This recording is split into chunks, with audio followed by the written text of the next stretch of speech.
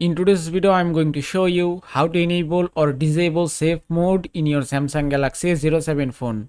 Now the first thing you have to do is just swipe down and then tap on this power icon, and here you can see power off option. Just touch and hold on the power off option, then tap on safe mode. Now the phone will take restart to enable safe mode, so just give it a moment. And the restart is complete. Now just unlock your phone and that's it. You can see safe mode has been enabled successfully in my phone. Now if you want to disable your safe mode, just swipe down and then tap here to turn off safe mode, then tap on turn off. Now the phone will take restart again to disable safe mode, so just give it a moment. And the restart is complete. Now just unlock your phone again and here it is. You can see safe mode has been disabled successfully. Now just swipe down and just disable flight mode from here, and it's done.